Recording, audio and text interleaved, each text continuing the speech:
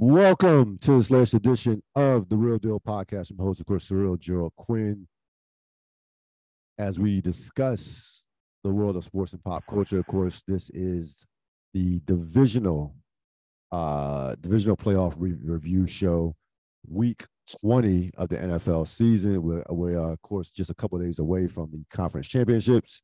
Episode 866 of the Ril Dil podcast. As always, I'm joined by one Robert Sapp. Mr. Sapp, how are you doing this evening? I'm doing well. How are you doing? I am good. I'm good. Glad to be here. As always, we begin with the themes from last week. There were two themes to me that stood out. One, fly, Eagles fly, and the other, they are like water. We'll flush those out. The fly, Eagles fly is the obvious one, considering what happened Saturday night with the Eagles, just completely dismantling the Giants. They are like water, kind of stolen that from the late great Bruce Lee. But the four remaining teams are like water. Versatility, have to win football games in multiple ways, is not a accident or coincidence why these are the four remaining teams left in the tournament. But we begin, or I should say in terms of the Bills season, with all the thoughts. The Bills, of course, fell to the Cincinnati Bengals at home 27-10. I will give you the Cincinnati perspective. Yep. Because I know that Robert Sapp will have Buffalo covered to a T.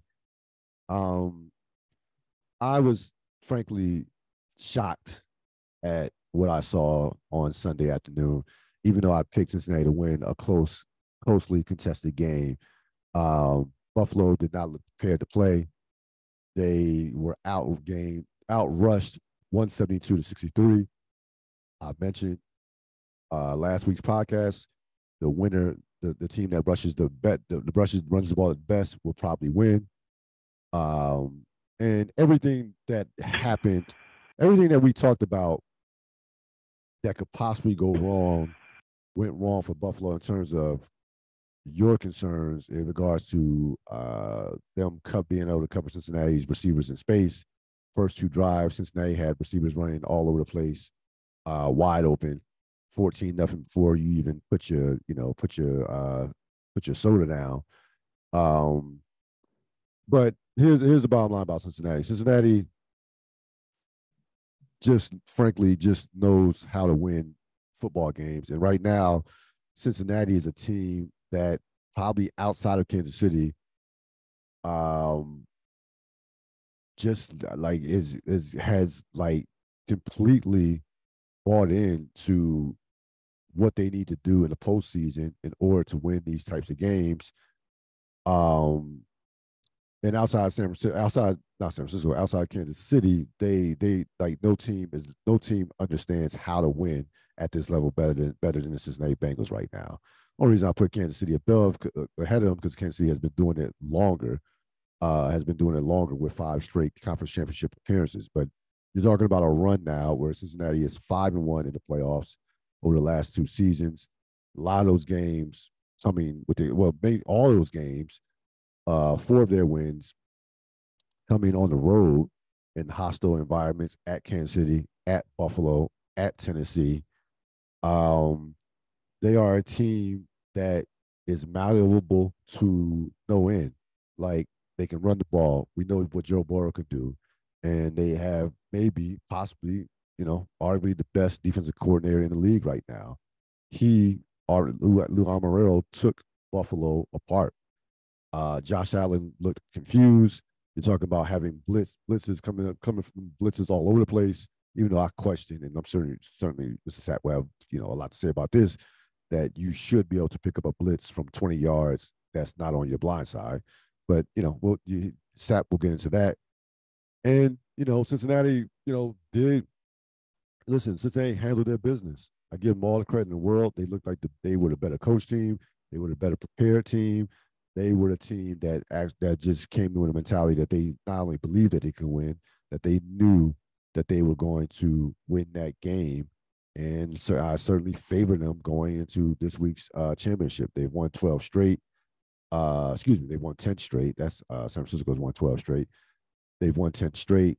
They can win anywhere, anytime, and they are, primed and poised to make another Super Bowl appearance. And listen, they again, I think this game was won to me in the regular season when Jamar Chase got hurt. And when the offensive line was banged up, wasn't playing well, Burrow was getting knocked around all over the place. It forced them to run the football, and it forced them to become a more physical football team. They had no choice to keep Burrow upright and to salvage their season. So they were forced into becoming a more versatile team, and they start getting healthier. The offensive line starts playing better, and now 2 months later, they're playing as well as any team in football, and certainly can absolutely not only win this weekend, but could also win the Super Bowl as well. So it was a great job by Cincinnati. Can't say enough about Burrow. Again, the difference between Burrow and Allen right now is consistency and steadiness. I still think Allen has a higher ceiling than Burrow, but the problem is Burrow's floor is much, much higher than Josh Allen. Burrow is not going to make a game-changing mistake, and Burrow, we're not going to use the word inconsistency with Joe Burrow, period, point blank. So that's the difference between those two franchises right now, to me, is the quarterback. Floor is yours. All right. So there's a million different ways to go with this one. So let me do the obligatory congratulations to Cincinnati. They dominated and, of course, deserved to win that game. Then the second thing, let me get all the excuses out of the way that I've heard from the Bills fan base about being emotionally spent and about the various different injuries that were there. Could it have been a bit of a different game? Maybe it could have been. But those things are accurate and they're true, and we don't know what's going on with Josh Allen, so yada, yada, yada, all that stuff. But from my perspective, there are no excuses in the playoffs. There just are no excuses. I can't hear anything other than did you win or did you lose, and we lost. Like I had a pretty good read on both of these games. And on the show, I wanted to say, and I'm kind of actually glad I didn't say it because I probably would have blamed myself irrationally for the loss. But I was concerned, and I had every right to be concerned. And so, yeah, the national analysis, everything could be like Josh Allen, Joe Burrow. That's not it. Our problems run so much. I care nothing about Cincinnati right now. Our problems run so much deeper than that is so far down the list. So now I can really outline it. The fundamental problem with the Buffalo Bills right now is that there is a clash of ideology. And what I mean by that is our head coach would like to have a dominant defense and an offense that complements that. The problem is that the quarterback is so dynamic that you have to build the offense to his skill set, and that does not support the defense in the ways in which you need. And we're not talking about anything else but the biggest of big games. I don't want to hear anything about the regular. I don't want to hear any of that. We're talking about the biggest of big games against the best teams. That's all I care about. That's all that is cared about. we were 11-6 last year, 13-3 last year, same result. So fuck out of here about the regular season. So anyway, sorry about that. But so with that being said, that's just fundamentally what it is. And until we get that sorted out, the divisional round is our ceiling, is our absolute ceiling. The team has to be one, and right now we're not.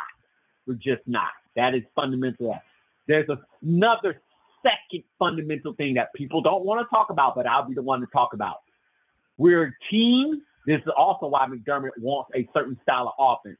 We're a team that plays in Buffalo, but plays horribly in bad weather. The offense right now is built to play in a dome or in nice weather, and that's problematic because we play in Buffalo. We're the Buffalo Bills. And so we have an offense that doesn't look right in weather. So those are fundamental issues before you even get to the talent difference. The reason why Cincinnati is so good, why they are better than Buffalo, and why they are better than the Chiefs is because their talent is better. They have more flash players than both franchises. And so then you get to the position, and this is what was obvious to everybody for a pretty long time, or to half the season. Definitely the second half of the season. It's Stephon Diggs and nobody else. What the other thing that the franchise will not admit out loud is that they misevaluated their offensive skill position players. They misevaluated that. And the reason they misevaluated that is because they did not take into account, and because it probably wasn't as obvious, because it wasn't as obvious to me until we saw it with the Giants, how much of an impact Dable had on coaching those skill positions up to the point that they are. Our offensive numbers look eerily similar to last year, but if you watch the game and watch what it looked like when we were clicking on offense last year versus what it looked like when we were clicking on offense this year, not even the same. Not even in the games where we blew teams out were we playing a style of ball that looked smooth and fluid. It was Josh Allen being psycho and playing against teams that couldn't deal with it. And, the defense running rush shot before all the injuries kind of caught up. That's what it was. And so, again, I go back to until we figure out what type of team we want to be on both sides of the ball, so we are a whole team flowing in the exact same direction, then it's really hard to evaluate the skill position. I'm angry about the loss. The more I started thinking about talking about this, the angrier I got, which is why I sent you those texts. Like, I'm not in a playing mood around with this. This loss bothered me, but I'm also happy that the loss happened because it's going to force a lot of hard looks in the mirror. The game before, I think it was Kansas City, I said to my brother, I was like, if we win this game, it's going to be bad for us because at that point in time, Christian McCaffrey was still on the trademark. He was still with them. And I wanted Christian McCaffrey bad. Right. Because he's the perfect piece for that offense. He just is the perfect piece for that. He would unlock everything if we had him. But we won that game, so they didn't go through with it. They didn't push, not go through it. They didn't push as hard as I felt as if they could push. Let's just put it like that. So I say that to say this loss, I think, will force the hand of what style of team do we want to be. We need to choose it, and we need to choose it, and then just go in that direction.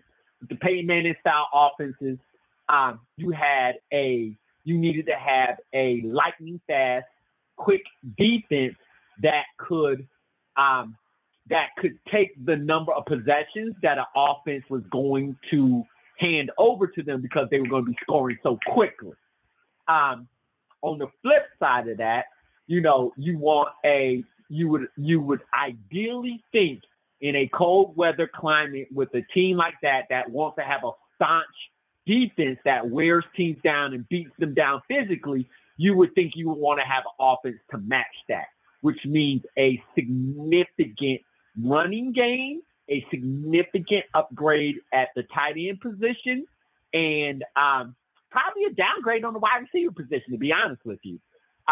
So you damn sure don't want a vertical passing game, which is what we're trying to develop with that style. So there's so many minutiae within that as well that is just too detailed to go into, or that I can't even speak to because I don't know what I'm talking about in terms of that point. But what I do know is that we need a cohesive team, we need a cohesive philosophy, and we need it to gel with what our head coach wants. And like that's just it. If that isn't what he wants, then we need to get an offensive head coach. I mean, it just is that simple. We're at that point now. We're just at that point where we just need to make those types of decisions. Who are we going to be? What are we going to be? Are we going to be a Super Bowl contender? A Super Bowl champion? Damn contender. So that's where I'm at on that front. You get your philosophy together, then you can decide on the pieces, and the pieces need to include people that you have confidence that can play skillfully no matter what the climate is. Beyond that, the game itself was disheartening. I was fairly confident they were going to lose that game. Right.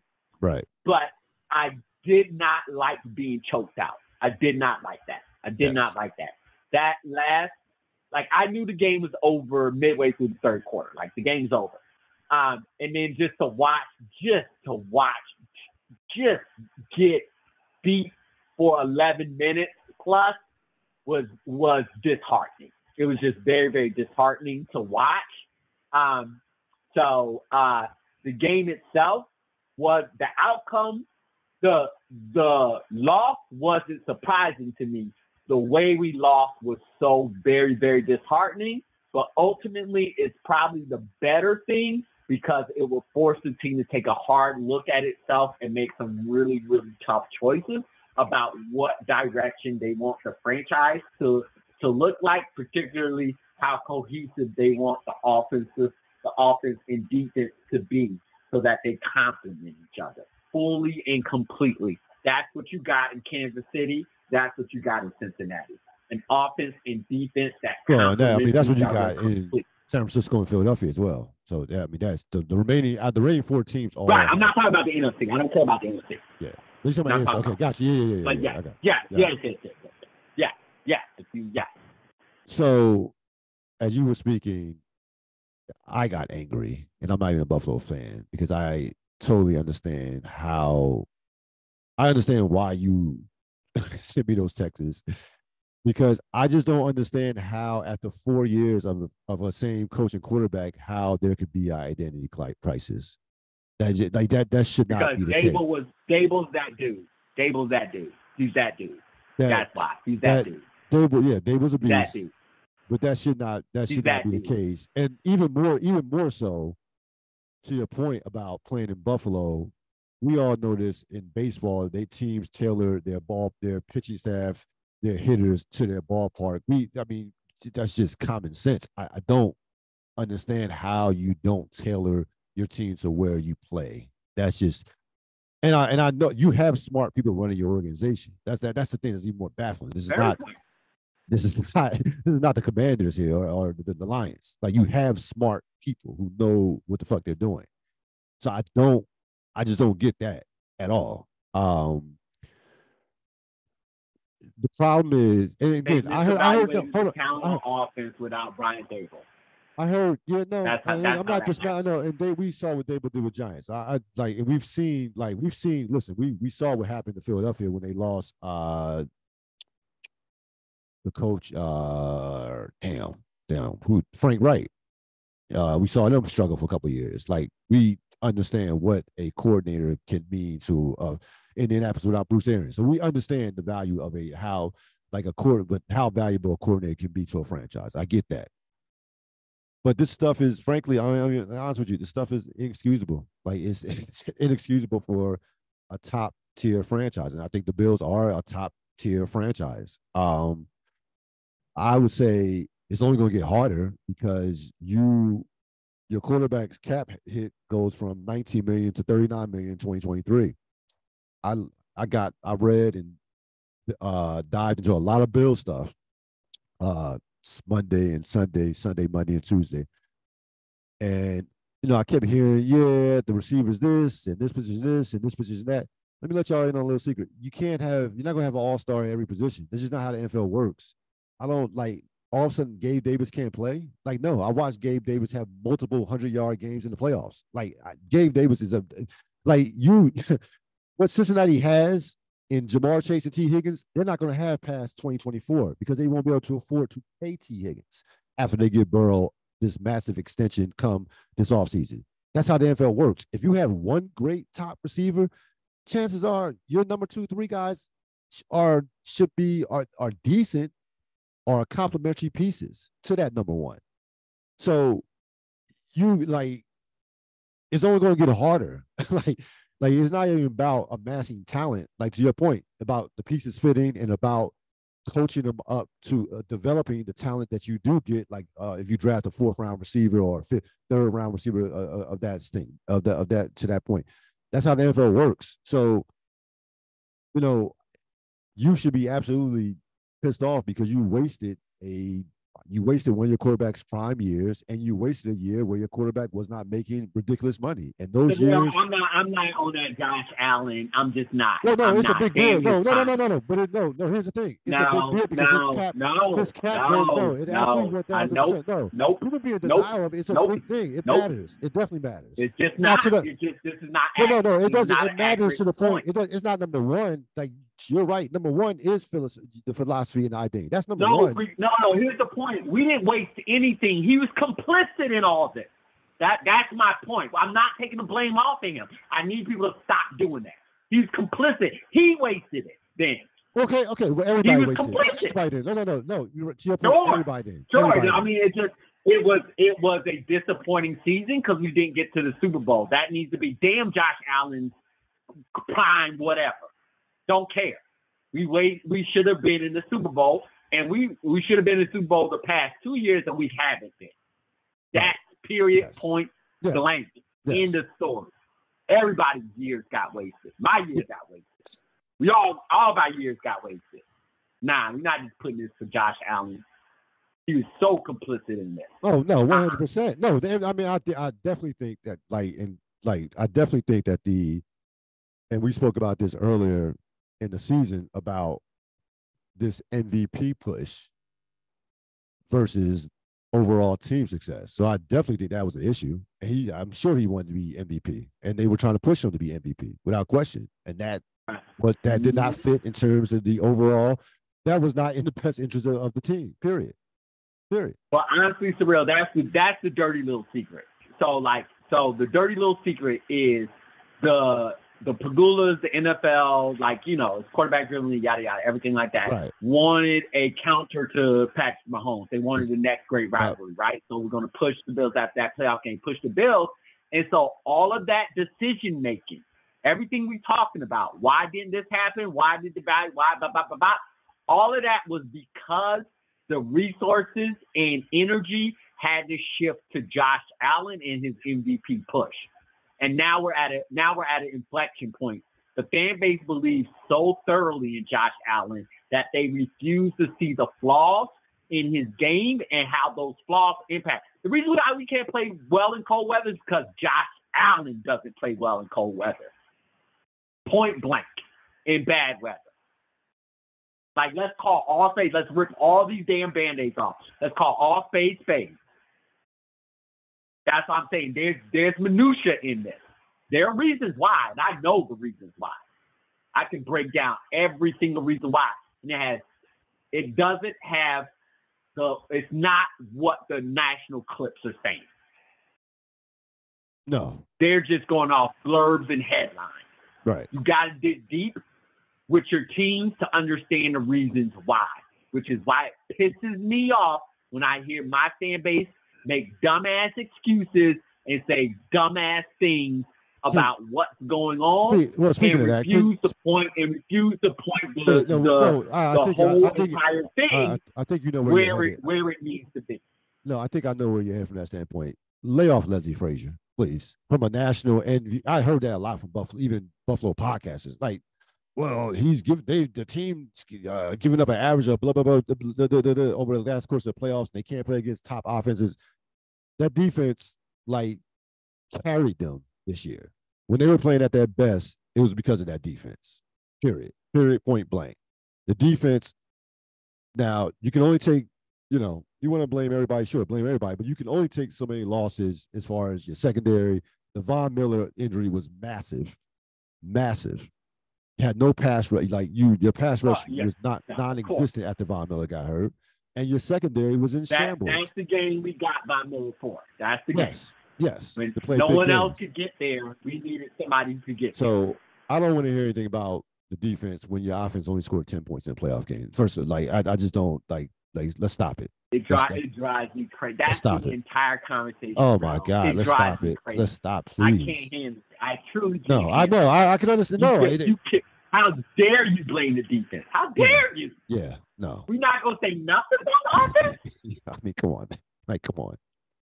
What are we? They scored 10 points. I mean, look, was it great? 27? No, wasn't great. But is 27 insurmountable for a Super Bowl contender? No. Absolutely not. Especially at home. Come on now. Especially at home. Now. Yeah. No. Stop. No, it drives me crazy. That's when I like you just right here at the type of talk. I was like, I gotta just assume you just don't know what the fuck you talk about, or you're just it's just a lazy opinion. Like it's just I can't. Like I follow Buffalo closely this year as ever I followed them. Considering how the direction we were going with the podcast and what have you, and the type of season we thought that they were going to have. And the defense was, outside of a game here, a game there, which you got to give every defense. Even San Francisco had 1 or 2 bad games in a 17-game season. The defense was spectacular for the most part over the course of the season. I mean, spectacular. So to your point earlier, 1,000%, your team does not, as a whole, does not have an identity. This is where McDermott is going to earn his money as far as even the whole organization from the top to from even beyond McDermott with how they draft the free agency things of that nature. This is where everybody got to sit down, have a conversation. And McDermott has to have a conversation with Josh Allen saying, look, this is going to win. This is what we need moving forward in terms of how we got to play it in order to win the Super Bowl.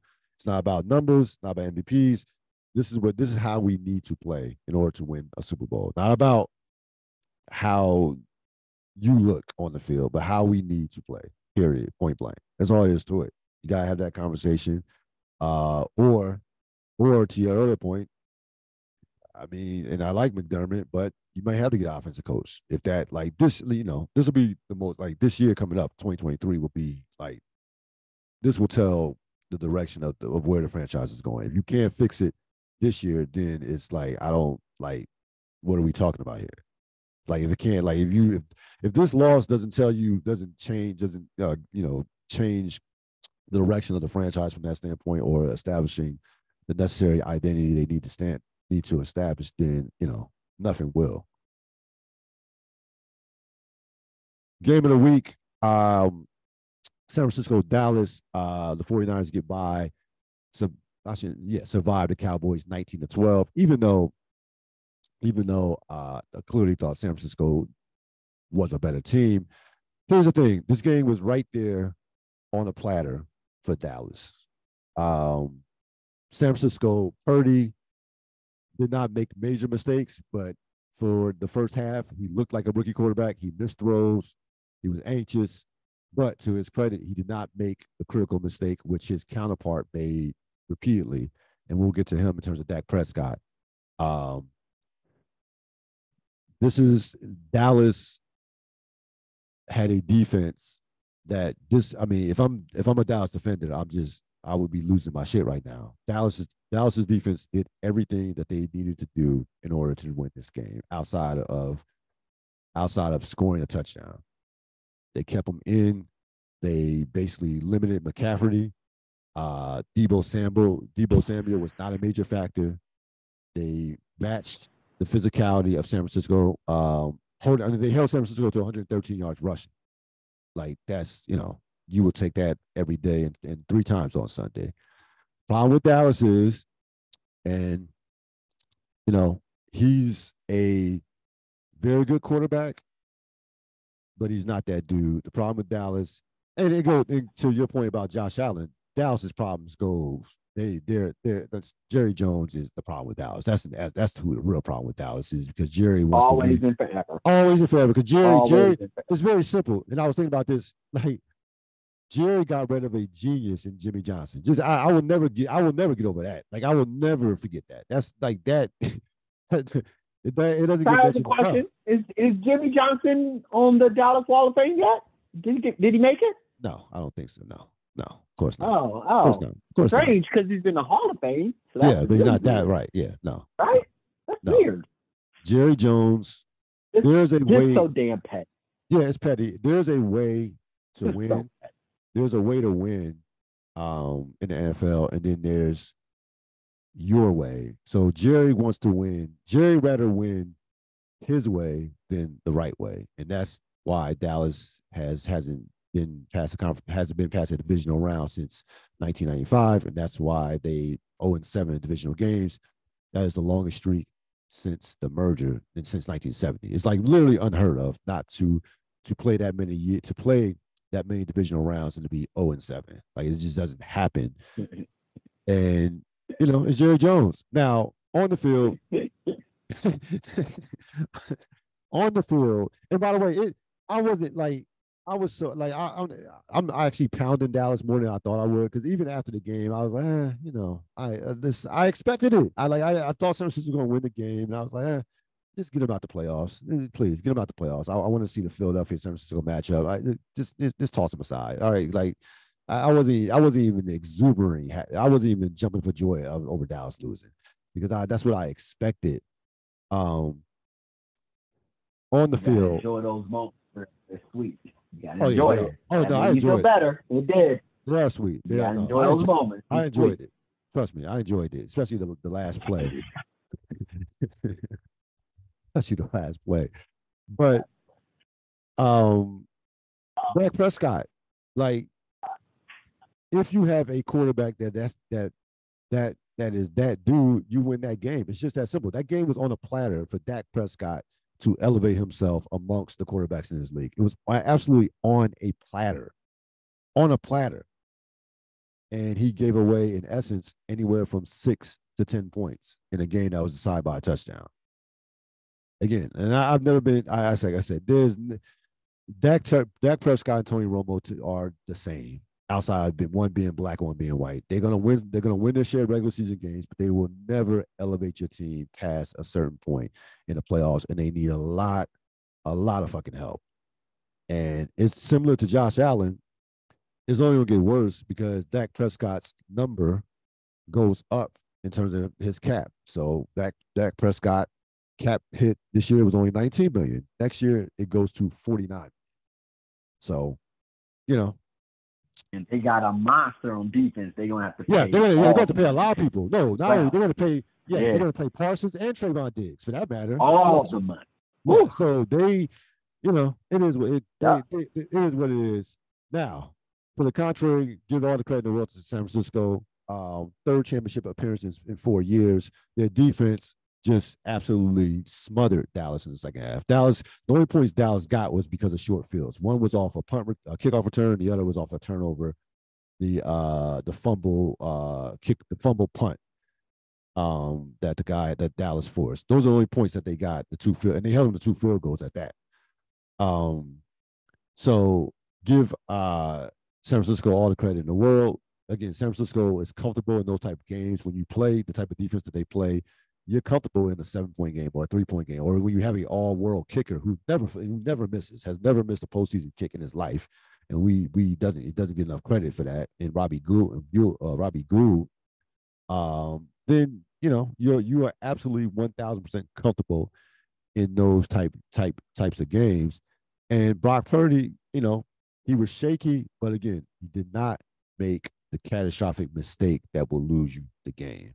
Made enough plays to Kittle and stayed away from the big time turnover. Although he almost threw 2 interceptions that, again, one of them Dallas dropped. Trayvon Martin, excuse me, the cornerback. Diggs, excuse me, yes. Trayvon Diggs dropped the interception that you have to catch. The ball was tipped by a San Francisco player that you just have to make that play if you are as great as you think you are or you say you are. Or you just have in a game like that, you have to make that play. Because that could be the difference between winning and losing. But again, this game went kind of how I expected it. To be honest with you, I didn't think San Francisco would dominate them, but I thought they would win the game, and Dak would do some Dak stuff. So, what are your thoughts? I really, really enjoyed this game. It reminded me, it was funny, I was saying to my brother, I happened to just be watching the 1990 NFC Championship game between the Giants and San Francisco 49ers. And this game reminded me a lot of that. It was so physical. It was so hard hitting. It was so hard nosed. It was just like I was drinking it up. I was having a ball watching it. It's so unfortunate what happened to Tony Pollard. It's so unfortunate. That was a huge loss. Yeah, that was a huge loss. Huge loss. It's just so unfortunate. So unfortunate. But it was such a physical game. It so reminded me of late 80s, early 90s football, or 80s, early 90s. It just reminded me of that. I was just like, oh, I didn't realize I missed that level of physicality until I was like watching it happen, and on that bigger stage. So that it was a really fun game to watch. I am so I'm not like, to me, Philadelphia's the best team in the league. That, like, they're the best, they're the most complete team in the league. They are. But I'm the difference between the NFC and the AFC right now are the quarterbacks, right? And so it's like I'm so fascinated to see, regardless of who wins this game, Philadelphia or San Francisco, how they fare against the top tier quarterback. They're either gonna get Mahomes or Burrow. And so I want to see, like, is that complete team model, is that making a comeback? Because I really want that to make a comeback. So anyway, so going back to this game, that's what I was like, oh, what I'm looking at with San Francisco is just a really, really complete football team that, to my point with the Bills, they know who they are, and their offense and their defense complement each other perfectly. Particularly with Brock Purdy in there, and a perfect play for me, Purdy, because you're right. I mean, this is how he's going to look in these big games, because this is the first time he is in big games, and he doesn't have the God-given talent that a Patrick Mahomes has, right? So it will look like this, but my perfect Purdy play to kind of like describe what I'm seeing from him is I think it was either late third quarter or fourth quarter. It was late in the game. It was after halftime, definitely. He takes a snap, and then he like turns around and starts running the other way. I'm like, what the hell are you doing? And then he gets his senses back, turns around and goes, oh, all I need to do is throw it out of bounds. And he threw it out of bounds. And it's just like what you're counting on as anybody playing somebody in Purdy's position is that he's going to make the catastrophic play. He's going to lose his mind. This moment is too big for him. The talent on the other side is too overwhelming for him, and he's just going to do something crazy. And I thought he short-circuited for a second, but then got himself back together. And that's the compliment that I can give Purdy right now, particularly in this time, because the pressure is only going to just ratchet up, is that he might short circuit for a second, but he gets it back together. Unlike a Jimmy Garoppolo, he'll short circuit and then that's it. That's a wrap. Yeah, it's a after wrap. that. Will it be perfect? Absolutely not. But it will be. He will not, to your point, do the thing that will lose you the game. Nope.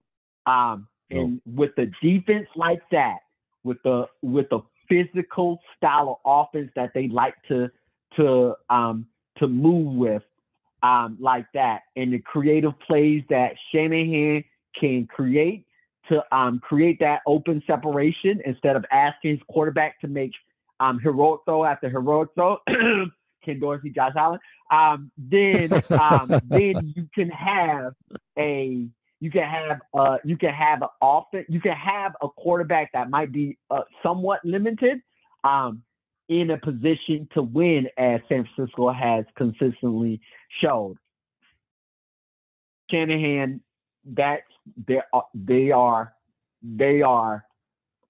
one. They are just on a coaching role right now.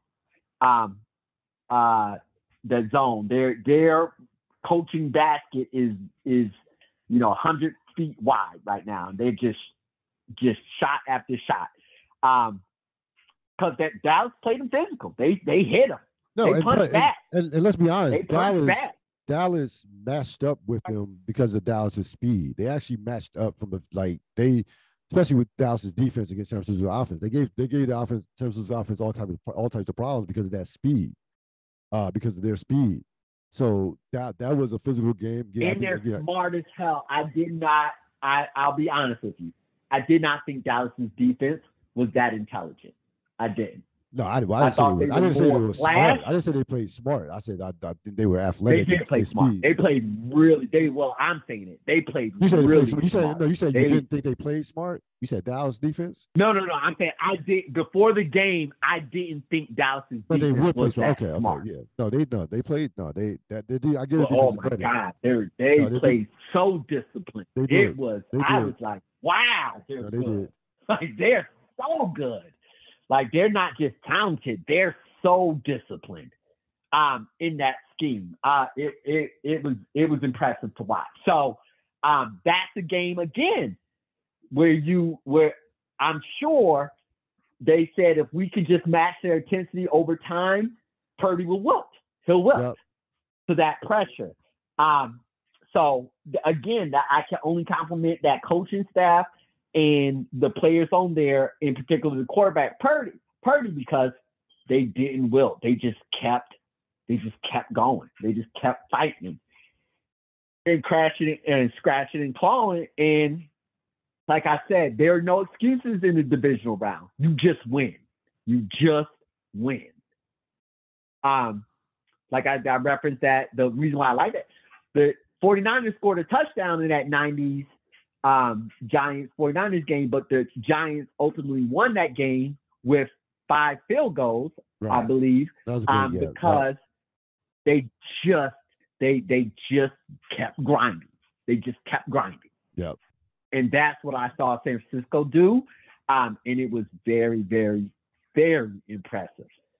Philadelphia and San Francisco should be an absolute war. Yep. It would shock me if it wasn't. It would shock me. It's going to be epic. That's going to be an epic game. We'll definitely get to that. Speaking of that, who do you have more trust in, Hurts or Purdy, going into that game? This is the question. Neither one of them. This will be the first championship game for neither one. This will be the first championship game. They both have around the same amount of playoff experience. Hurts has an extra game from last year that he was miserable in. That was against Tampa Bay. So basically, they're operating on the same, both 23, 24 years old. Hurts is at home. Purdy be on the road for his first time in the playoffs. Yes. This is just going to be a good game. I have a sense that San Francisco will win. I mean, we're not even at that point. No. I'm sorry. Who you have more trust in? Who you have more trust in between? Yes. So it's hard for me to set the. Here's the challenge. It's hard for me to separate Purdy and Kyle Shanahan. That's the challenge. Right. Because I have more faith in Shanahan and what he can do with Purdy than who's offensive coordinator for Sirianni, the head coach. It's Sirianni, right? Yeah. Right. And Jalen Hurts. But to your point, Hurts has at least been here before and felt that pain and knows the there. And I like his skill set in Philadelphia's offense a little bit to Purdy. So to me, honestly, it's a push, Ril. It really is a push. If you force me gun to my head, I would give the slightest of slight to Jalen Hurts. The slightest of slight. It's razor thin. Because, like you said, he's at home and he has a little bit more experience. It's very close because Purdy has so far he's crossed all the checks. I mean, so just unflappable, and even like you said, bouncing back from even a bad throw or two. Very close. I would lean towards Hurts slightly as well. Has played in the national championship back at Alabama, so I'll take that consideration. Yep. But it's very if you tell me if after the game Purdy outplays Hurts, it would not be surprised. But at least I won't be surprised if Purdy outplays him in the game. So very close, but I would lean. I agree with you. I would lean towards Hurts. Games of note: Jacksonville, Kansas City. Of course, this was the opening game of the weekend. Kansas City was able to get by Jacksonville 27-20. Of course, the tenor of this game changed when Patrick Mahomes injured his ankle. He came back, but was not the same. The key moment in this game was obviously the Chad Henne 12-play, 98-yard drive. Give Henne a lot of credit for engineering that drive. Give Andy Reid the majority of the credit, as he had to adjust on the fly with the game plan, with the play calling. Come on now. That's good coaching. They became more of a power in terms of physical team, in terms of running the ball. They ran the ball 30 times for 144 yards. And were able to get by Jacksonville 27-20. Jacksonville had opportunities. They're driving, you're down by 10, I believe, and they were driving, and then the guy just fumbles the football, and that basically was the game. Once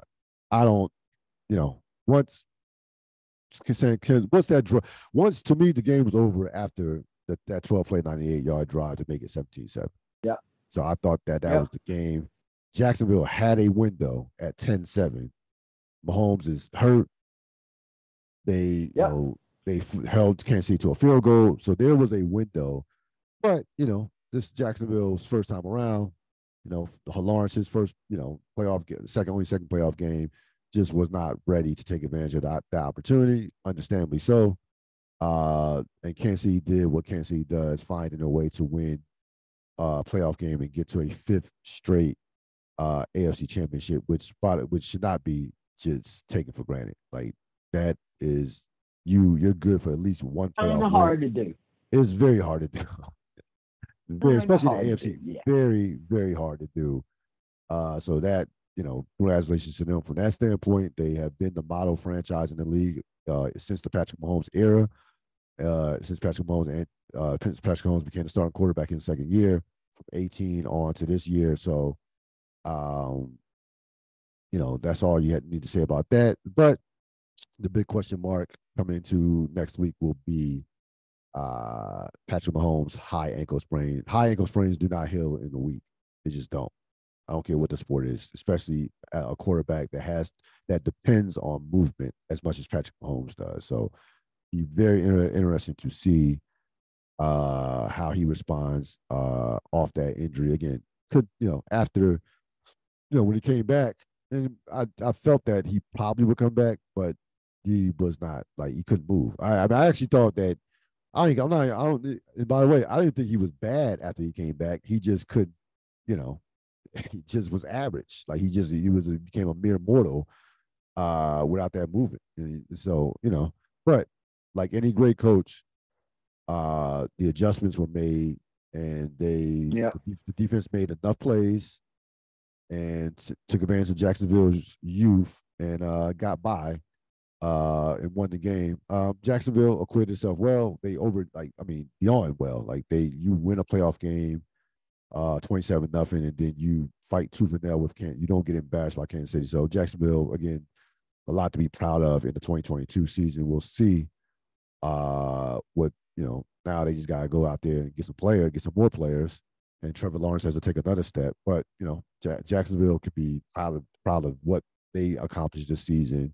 But I always say this in sports: it's much harder to go from terrible. It's much harder to go from good to great than it is from terrible to good. So taking that Yep. next step is the hardest step, easily, because you could Yep. be. They were in bad. They shouldn't. They weren't even a professional football team last year. So the only way to go was up. Like literally, all And they were. And Jackson's early. I mean, it's early history. They can attest to that. Yes. Yep. They had built a monster and then Yep. couldn't do anything. Couldn't get over the hump. Nope. Just watch Yeah. that thing. Watch that thing disintegrate. Those Mark Brunell, Jimmy Smith, Keenan McCarroll teams, Fred Taylor. Yeah, they had some talent. Tony Baselli. Yeah, had a lot of talent. I was talking about that Jalen Ramsey squad. Oh yeah. They did. That team. No, that team was loaded. That team was loaded. That team was loaded. But they just I point to the 96 Jaguar team, because the 96 Jaguar team ended what could have been a three-peat for the Broncos. So that 96 Jaguar team, that team was good when I look back on how much talent they had. Because the quarterback's not even comparable between Mark Brunell and who quarterbacked Jacksonville in 2017. But no. But to your point, they've knocked on the doorstep before, not being able to go to the hump, and that again, that's a very, very difficult step to take. As you can attest to as a Buffalo Bill fan. Yep. Now it's about how you run your franchise. Yes. Can you be consistent year in and year out? We're going to deep dive the Philadelphia Eagles. I thought about this because of how much complaining I've heard in my lifetime from Eagle fans. And I'm like, since Andy Reid took over the Eagles back in '99, they've been probably one of the best franchises in the sport. So let me give you the resume here. Since 2001, 7 conference championships. Only the Patriots have more with 13. Only the Pats and Ravens have more playoff wins since that time. No Hall of Fame quarterback, by the way. Okay. And it's like I don't know. Like it's funny because they just get lost in the mix when we talk about these franchises. Like we'll talk about, New England's New England. Well, even we'll talk about Green Bay. We'll talk about the run the Colts had with Manning, the Ravens, the Steelers. And fine, these all been great franchises over the course of this past generation. They've all been like Baltimore, Pittsburgh have done their thing. But the Eagles have been like beyond, like the Eagles have been beyond consistent, to say the least. And they've done it the right way as far as being dominant at the point of attack with the offensive line and defensive line, and and that philosophy hasn't changed over the course of Andy Reid started that, right? He started that. People used to get on Andy Reid about not having receivers because he believed in the point of attack, like building with the offensive line and the defensive line. So I guess I just I don't quite understand how this run has kind of got dismissed, considering that you're in a major market. It's not like they're playing Tibet. What are your thoughts on this run? Like, and we watched it up close and personal, like for 4 years at Temple. I think People dismiss the 4 straight NFC Championship appearances. Like doesn't happen. Yep.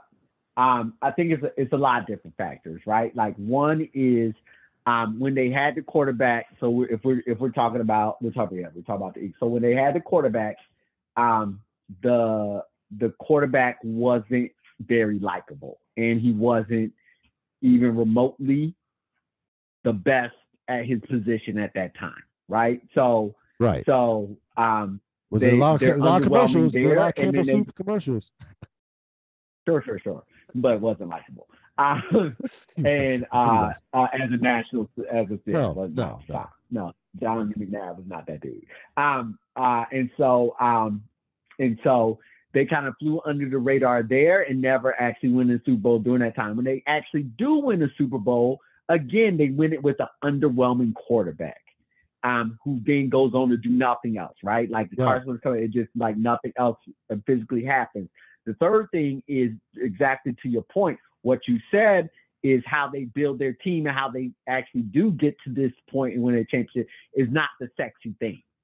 So this I truly believe if they win this one, that what you're saying will really, really start getting talked about because you're 100% accurate, 100% right. But because of those factors, the way that they do win is not the sexy way. And either when they had their quarterback wasn't the national quarterback. That was Brady, that was Manning, that was Breeze, that was all of them. During that time. So there was no way to break through there. And they didn't win a Super Bowl with him. So he couldn't even break through in the national talk. And then when they did win the Super Bowl, it was with a very underwhelming quarterback. To kind of like to that thing. So yeah, they're very slept on. Very slept on. Yeah, like I said, look, win Super Bowls or get talked about. Which one is it? Right. Only a few teams can do both. You win a Super Bowl, you get talked about, but even if you win it underwhelmingly, it's the fact that you got those championships, and they have a real chance of getting number 2. Oh, I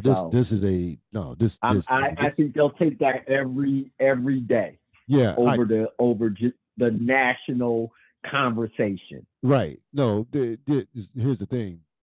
You will take the consistency all day. Period. Like you just like they've been consistent. Like there's just no two ways about it. And they've bounced back from a couple of stretches that were rough in terms of, and not even they haven't had any long losing stretches like 4 or 5 years. The most they've had was anywhere from 2 to 3 years. Had a rough patch. We remember the Chip Kelly and what transpired with that. You bounce back from that. It didn't end well with Doug Peterson, and they bounced back from that. So you have to be impressed with how quickly, and they bounced back from the end of Andy Reid's run, what didn't end well. So they've bounced back quickly from even times where they had a dip, a year or 2-year dip, to become powerhouses and contenders those following few years. So yeah, I thought that this run that they've had should be recognized. What you realize when you start doing this research is just how far ahead New England has been to everybody. Yeah. It'd be like New England has 13 championships. The next one has 7. The person that had New England has like however many, God knows how many playoff wins. The next person has like 15. The New England's 30 something during this era. So it's like, the New England and everybody else. Yeah. Not anymore though. They were very good. They were. Nope. They had their day. They were very good. They were. Stock up. Joe Burrow, 5-1 in the playoffs.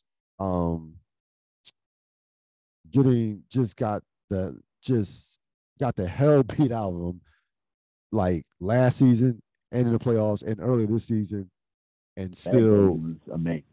And still finds itself in a position to where he can lead a team to a second straight Super Bowl appearance.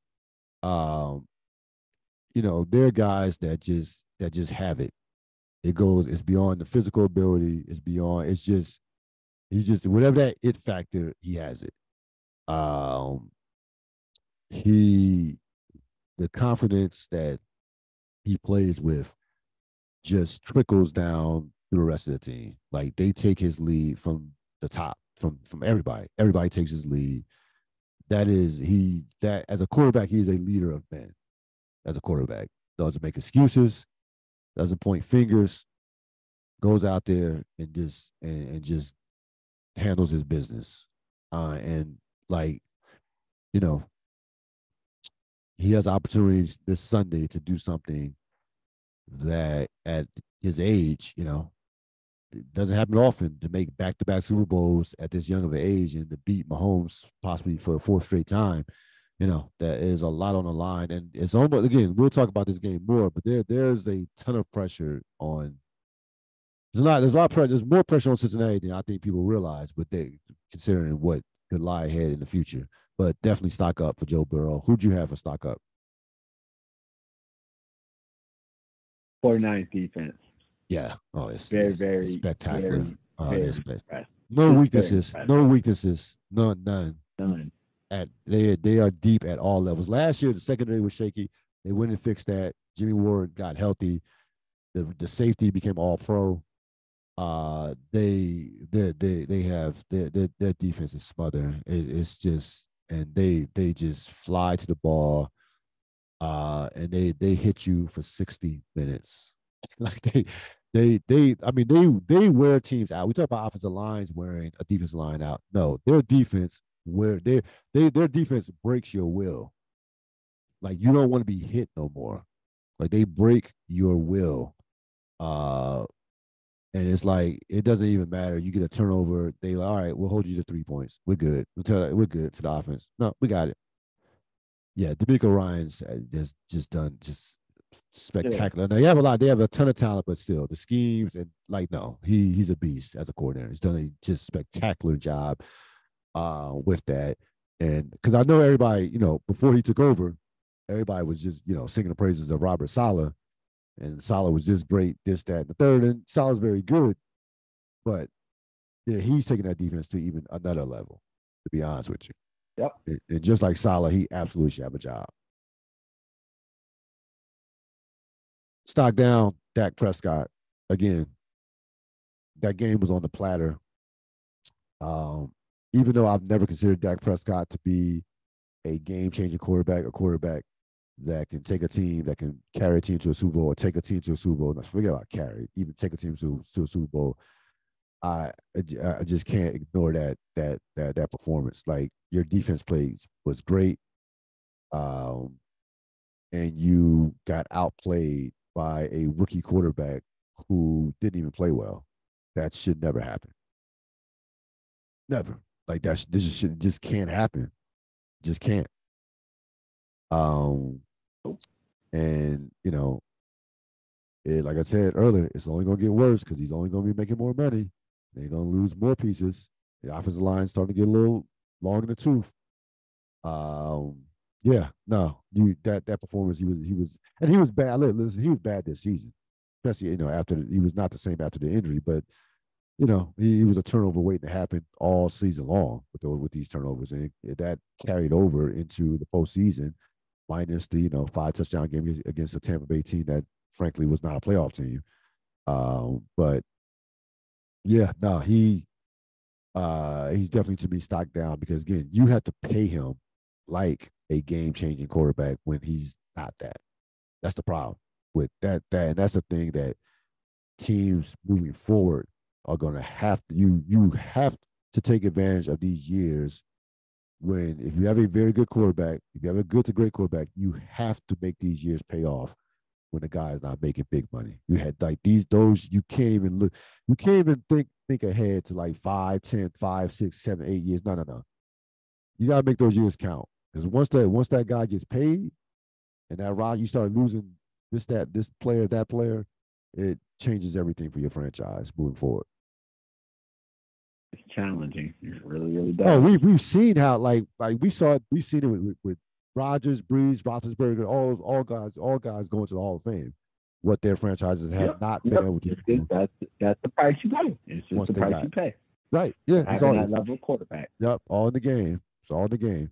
You rather have it than not have it. So who won the week? Yeah, the Eagles won the week. I wondered about their performance. I wondered about them going to the playoffs, how healthy Hurts would be. But they came out and just, it was like Mike Tyson in the 80s. Just knocked the Giants. I actually felt bad for the Giants in that first half. It was just Giants didn't belong on the same field with the Eagles. The Eagles just absolutely flexed their muscles. And the game was over at halftime and just physically just balled the Giants. 268 yards rushing. We don't even have to throw the ball. We're just gonna run it. Whatever. We're not even gonna put Hurts in a position to, like, you just hand the ball off.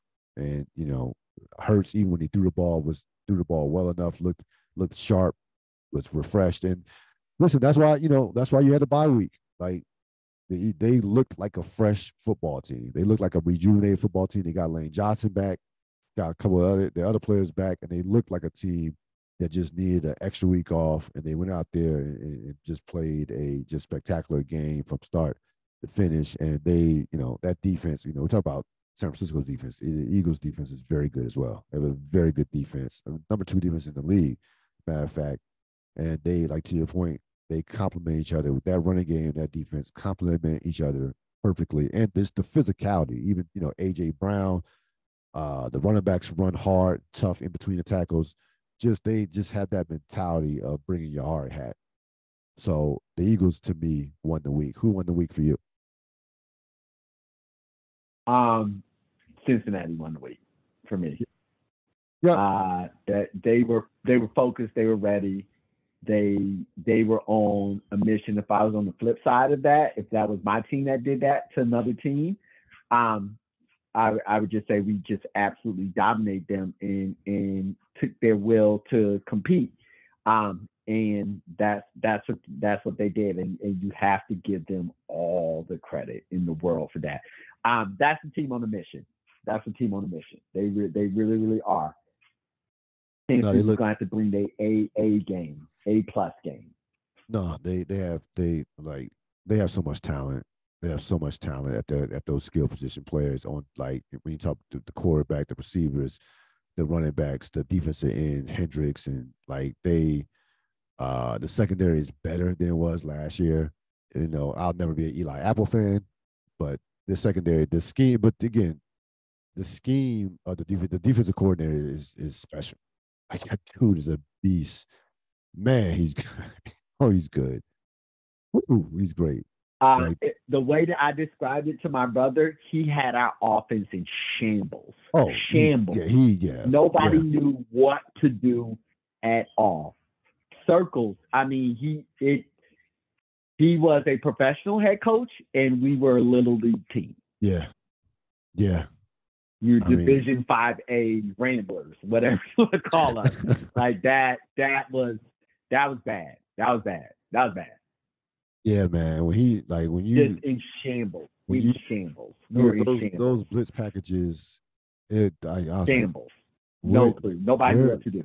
Yeah, it's beautiful to watch. Obviously, you're rooting for Bills, but as a football fan, it's beautiful to watch just because, like, the disguise, the level of complexity of, like, all right, this is genius coach. Like, this is why I love football. Like, just like, they had people coming from all over the place. And like, the blitzes and stuff were perfectly timed, or they would be, the 3-man rush, and they, how they drop back, how they disguise everything, and just, they had them. They didn't know which way was up.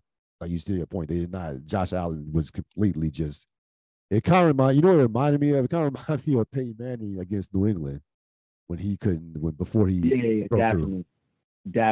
It had definitely, especially those first couple. Years. They had Peyton Manning dizzy. Yes. And like, now you're re-triggering me on why I get so angry about just anybody attacking the defense. At least since they were running, they had Buffalo defense in shambles those first 2 drives. Just no clue. They were just. I've never seen busted coverage like it. Just got. But they adjusted. Right. Eventually they made They adjust. adjust. Yes, they did. And they did things to, at the very least, give them resistance. Right. At no point in time did the Buffalo offense put the Cincinnati defense Any in pressure. any type of bind. No. Anything. No. Anything. Never. No. Never. So that's why I cannot just hear attacking the deep. I can't hear it. I just can't hear it. Biggest disappointment to me, Yeah. I had to have Ed Reed. So to give you breakdown of what transpired, I know you have been abreast on this. So Ed Reed, former Baltimore Raven, we know one of the greatest football players of all time, frankly, beyond safeties. Just Ed Reed was just an all-time great at college and pro.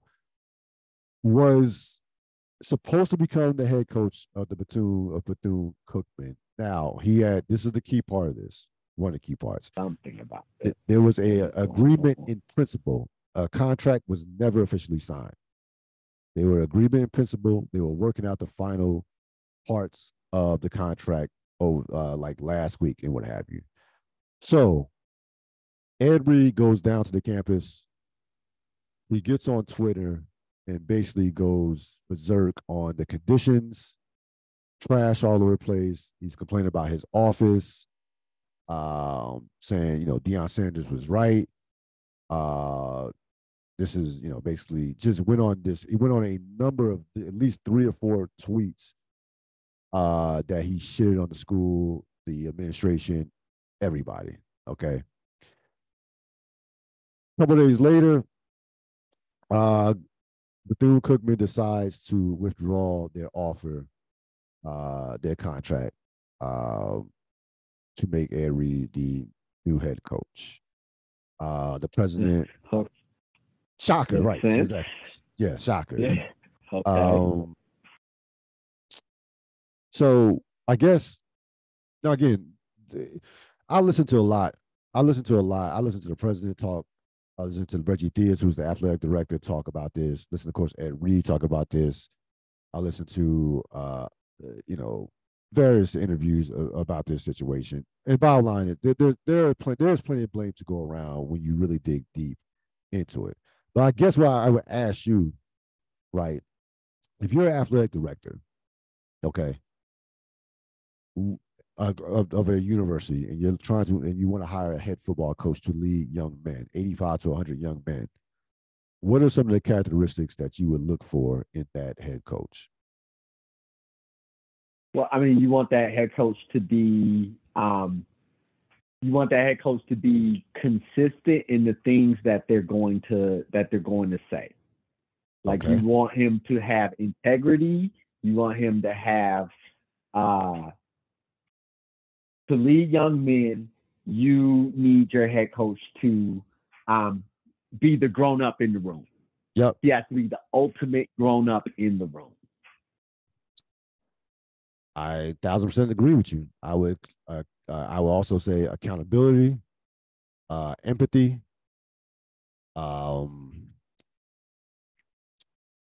self-awareness, all those things. Ed Reed in this situation showed none of that. And Ed Reed is 44 years old, same age as me. You go on Twitter and you berate the university, you berate this HBCU that you are supposed to be helping. Now, keep this in mind, some more context. This Bethune-Cookman is located, of course, in Florida. They have been ravaged over the last couple of years by hurricanes. The school is yet to recover from those hurricanes. You have, or even the city, for that matter, from those hurricanes. Understandably so. From a financial standpoint, damage has been done. We know what happens over the course of a hurricane that we've heard of. I've never been, I've never been a part of a hurricane, but we've seen enough news stories to know what transpires or what the damage it can do. So, to me, if I'm Ed Reed, right, and I'll begin to say, I 1,000% agree with Bethune-Cookman releasing him and not making him his head football coach. To me, right now, Ed Reed does not have the mentality to be a head football coach, to be a leader of young men. It's not ready from that, even from a maturity standpoint, based on these actions. Um, he mentioned that I don't even do Twitter. That's why I don't mess with Twitter. Okay, there's messing with Twitter and there's not messing with Twitter. Rob Sapp doesn't mess with Twitter at all. Nope. Has never tweeted, has never had an account. Nope. That is the epitome of not messing with Twitter. You can't tell me you don't mess with Twitter and then go and make a video and then post it 3 or 4 tweets ripping the place that is going to hire you and pay you to coach their football team. You can't tell me you don't mess with Twitter. Like that is that. So if you know this is what I'm talking about, a lack of self-awareness. If you know who you are, you know that you might say something. Somebody on Twitter who doesn't have a clue who could be in their pajamas in the basement tweets you back. You know you're going to respond, and that's exactly what happened. He goes on the rant.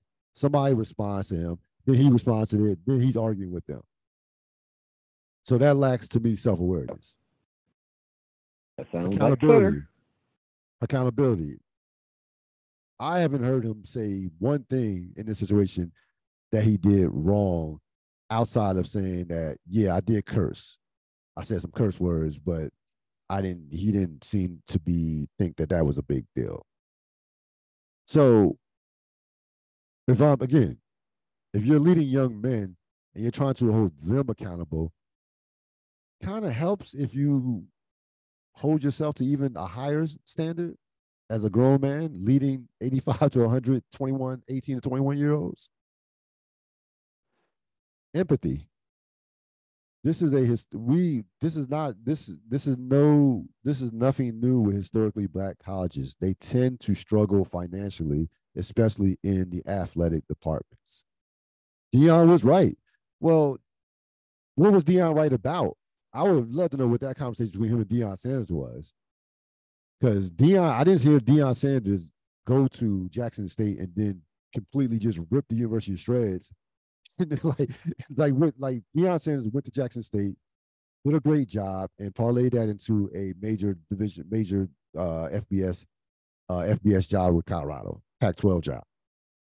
So what advice did you take from Deion that translated with this situation?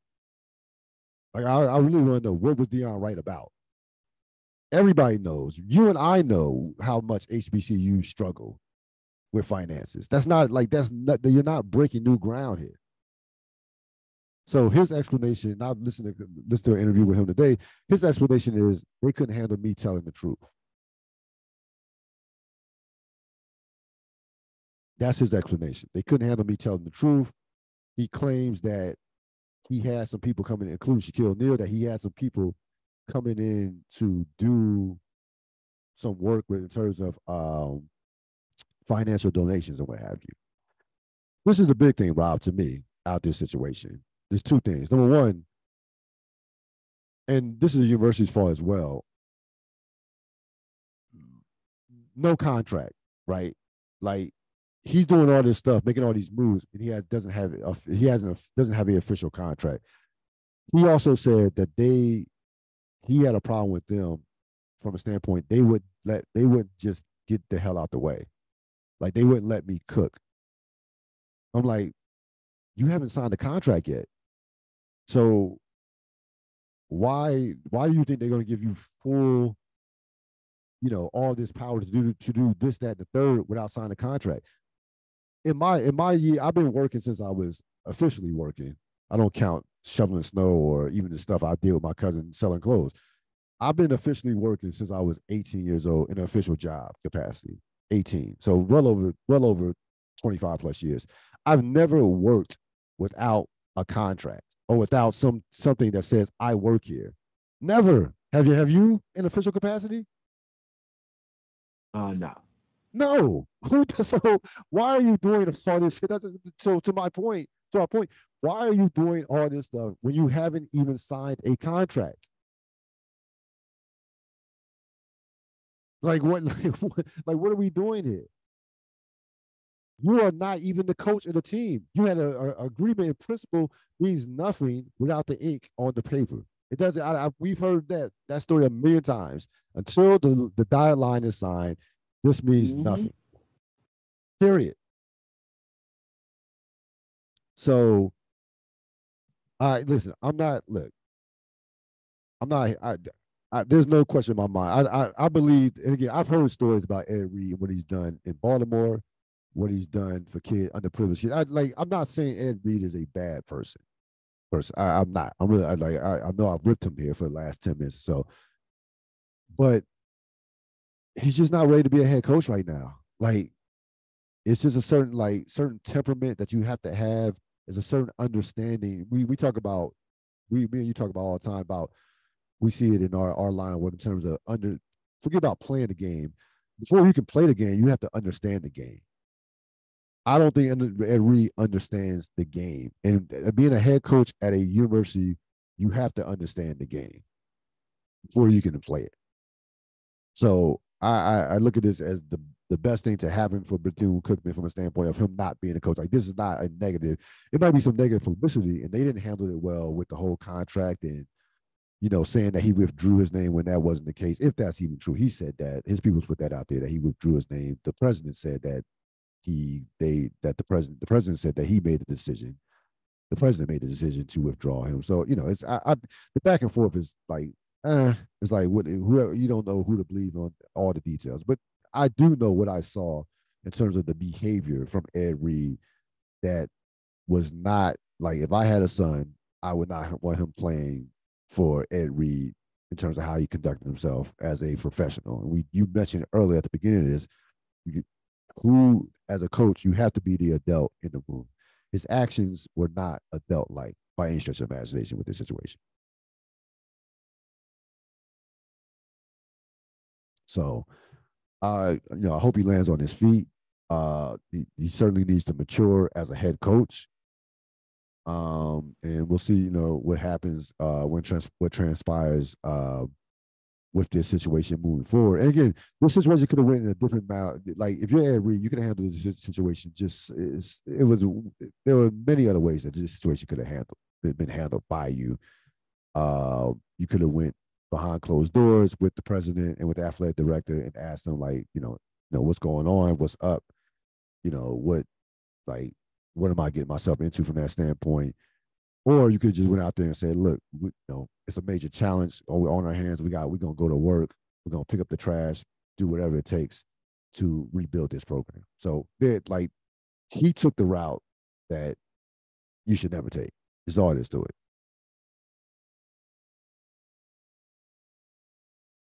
All right, conference championship preview. These four teams have combined to go 59-14 over the regular season. Clearly, the four best teams in football. They are the most complete teams.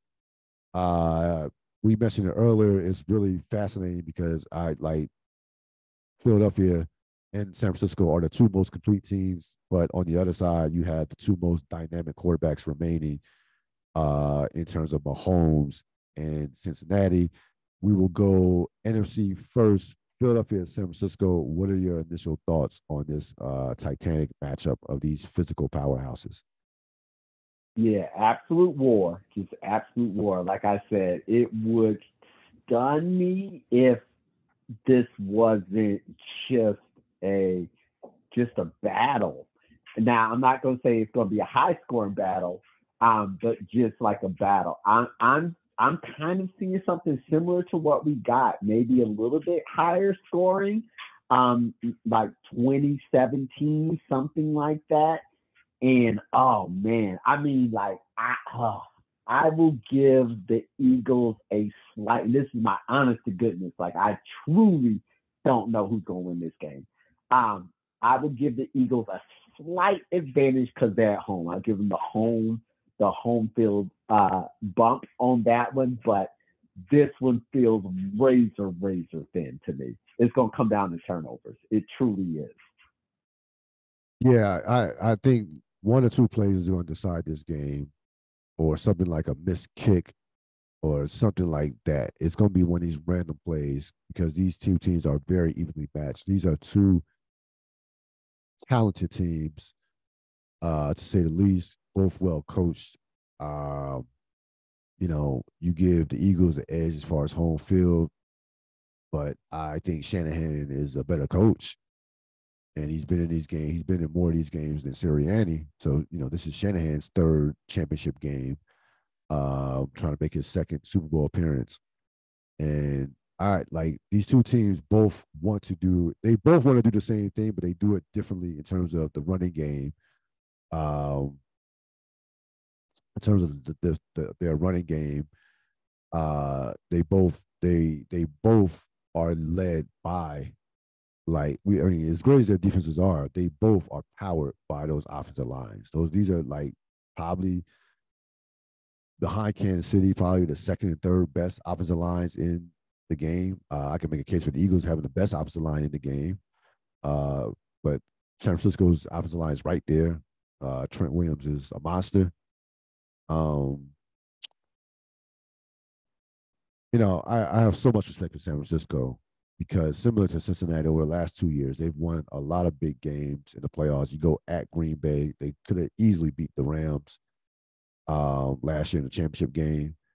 They know how to win. Their game travels. So yeah, the home field is cool, and you certainly would rather have it than not have it.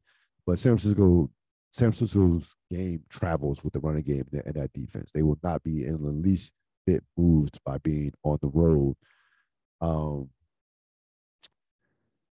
this is I would lean Eagles 21 21-20. I think this is like a field goal, last second field goal type game, to be honest with you. I do think Purdy will make one mistake in this game. That could be the difference. I think this is the game where I'm not gonna say he's bad, but he makes that one mistake Purdy. that cost them. Purdy. But again, this is to me it's a toss up. Like again, you look at the line. The line is Philly's 2.5, which is basically a pick 'em because you get 3 points for being at home. So Vegas of course has a tremendous amount of respect for San Francisco, and rightfully so. I think obviously the run. I think both teams will negate the running game. I don't think either team. San Francisco has this ridiculous streak of not allowing a guy over 70 yards for like 27 straight games, which even in a pass heavy league is insane. That's like well over a season and a half worth of football games. Like not forget about under 100, like even over 70. So I think both teams will negate the running games, their respective running games. I would say the difference to me will be which receiver has the bigger game, AJ Brown or Deebo Samuel. That's my X factor. One of those, whichever one of those guys has the bigger game, their team wins. So I would lean towards AJ Brown. And I'm a Deebo fan, but I would lean towards AJ Brown having a better game. But again, this is a very, very tough game to call. Have all the respect in the world for San Francisco. But Philly has been from start to finish the most complete team in football. So I like Philadelphia in that game. Game number 2, Cincinnati at Kansas City. Well, we thought that we were going to get a rematch in the AFC Championship or in the AFC or in the AFC. We didn't know that it was going to be this one. We thought it was going to be, of course, Buffalo and Kansas City for most of the year, but it is Cincinnati. Cincinnati deserves to be there. They go into the Lions Den for the second year in a row. Of course, we know what happened last year. We know what has happened the last 3 times. Cincinnati has been able to get by Kansas City. I think each game has been by 3 points. 3-point wins. They confuse Mahomes. They have confused Mahomes the last couple of 3 times, especially the last 2 times they played him, especially in the second half. Very interesting to see Mahomes, who probably will be 70%, 75% at the most, deal with Amarillo in that defense. I think in order for Kansas City to win this game, that they will have to run the ball minimum 35 to 40 times, minimum 35 times. This has to be they have to keep Burrow off the field because I don't think that and Kansas City fans probably are gulping at this. I don't think they can get into a track meet with this team. They don't have, like to your point earlier, they don't have the weapons that Cincinnati has. They just don't. Like I'm taking a healthy Joe Burrow over a gimpy Patrick Mahomes. I'm certainly taking the receivers. That's not even close. Like, yeah, Kelsey's a beast. So Kelsey, you go if you rank them, Chase, Kelsey, Higgins, then Boyd. Maybe even after that, the Cincinnati tight end is a truth as well. And then so from the skill standpoint, Cincinnati clearly has an edge with the offensive weapons, and I don't think Kansas City can get into a track meet. This has Andy Reid, I would be very interested to see what Andy Reid is cooking up from a game plan perspective, because they cannot go the traditional Kansas City route. They can't go what Kansas City has been doing the last 3 or 4 years, where it's like we'll put our offense against anybody's offense in the world. That's not going to win on Sunday. It's just not. They don't have the offensive firepower to do so, especially with they wouldn't even have it. They wouldn't even have it with a healthy Mahomes, with let alone a Mahomes who will be at anywhere from 70 to 75%. I like Cincinnati in this game. Again, I don't think Cincinnati will run away from this game. I don't. I have too much respect for Reed. I have too much respect for Kansas City. But I'll say 31-24, 33-24, somewhere in that range, 34-27. What are your thoughts? Yeah, I too like Cincinnati in this game. You gotta put them as the favorites. Like, they have no fear. Kansas City, they have 3-game winning streak. They do not care about playing them in Kansas City at all. Burrow's a monster. They have the better skill position players. Mahomes is hobbled. I have confidence they'll come up with a very competent game plan for Cincinnati. But oddly enough, Cincinnati is going to be like, let's force Mahomes to move in the pocket.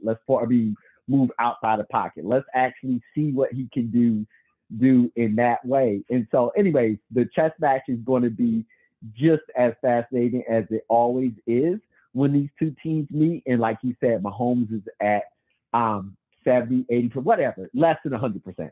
And 100% Mahomes couldn't beat them. So you just have to favor Cincinnati in this game. And I agree with you. The score that came to my mind was like 28-24.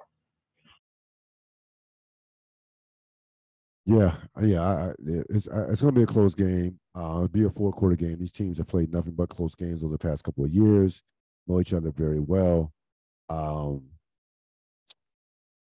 Did you see the line on this game? Who's favorite? What's the line?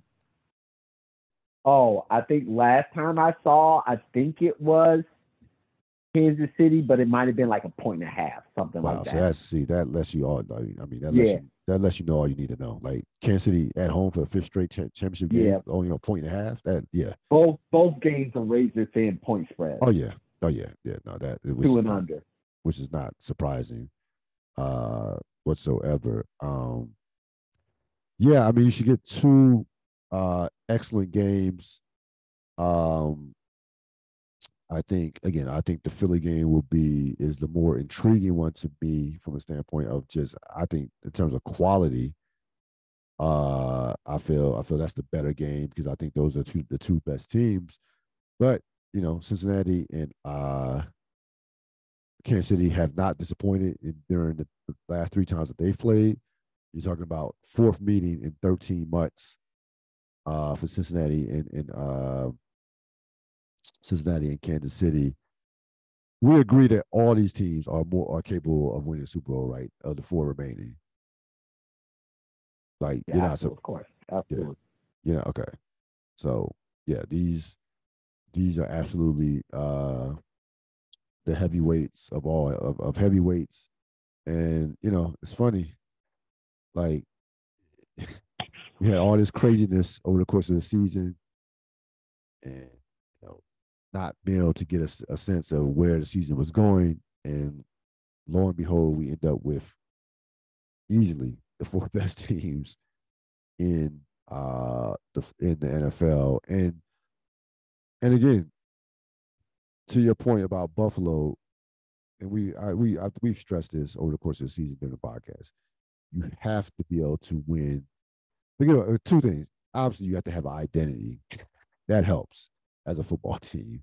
In any sport, you have an identity, but especially in football with the defense and offense. But you have to have multiple ways to win games. You never know.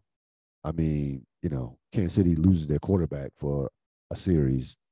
Okay, we got a great offensive line, respectable running backs. We can shift and do this. We still have a great tight end. We can withstand a hit, and not the game not fall apart. You can't these teams are too good once you get to the postseason. And what I think, Rob, what happens to your point, even with Buffalo, and what happens to when you see a team make it to the postseason in any sport, right, continuously and come up short, it's usually because especially in football, it's usually because they only have one way to play, or they're just not, flexible enough. There's not that adjustment, the necessary adjustments that are being made. A lot of times, even if the personnel is there, it's usually something that's just they're not able to get over the hump because they're not just able to really that versatility. And that, we get back to talk about the Patriots. That's what made the Patriots great all the years. They could play you any way, anyhow. They didn't have a style. Their style was whatever was the best possible matchup that they could exploit from their opponent. And you have to have that type of you can't get caught. You can't be a one-trick pony in this league because the talent, to be honest with you, the talent is too even. We agree that there are no super. These are very good teams. These are not super teams. These are not great. These are not great teams. They're very balanced, especially with San Francisco and Philadelphia. But these are not super teams. So, you got, like I said, you got to have more than one way to win, even if it's sacrifices, even if you have to make sacrifices during the regular season. I know you complained a lot during the regular season about the Bills not establishing that physicality at the point of attack with the running game and how that will come back to bite them. And it did. It did. You absolutely should be able to run the ball against how Cincinnati plays defense. Absolutely 1,000% should be able to run the ball against that defense in terms of how they just on style alone, just on how they play the run alone. They're daring you to run the ball. They're really that's the thing. They're really playing a psych game with you in terms of we dare you to run the ball because we know that in your heart of hearts you really don't want to run the ball or you can't run the ball. So it'll be very interesting to see. Should be a great last real Sunday of football with the two games before get the 2 weeks until Super Bowl 57, and the last two games of the season should be great. The Super Bowl, whatever matchup it is, it should be a great Super Bowl. So when you get this level of talent, this level of teams, 59-14, we should have a strong end to the season. That's going to wrap it up for this latest edition of the Ril Dil podcast. As always, I know it was a rough one, but you made it through. Robert Sapp, thanks for coming on. All right, sir. You have a wonderful rest of your week. All right, you too. I will see you next time on the latest edition of the Ril Dil podcast. We have a lot of exciting things in store as far as interviews that are coming up. So I will keep you posted on that. This podcast will be up sometime tomorrow morning. So long.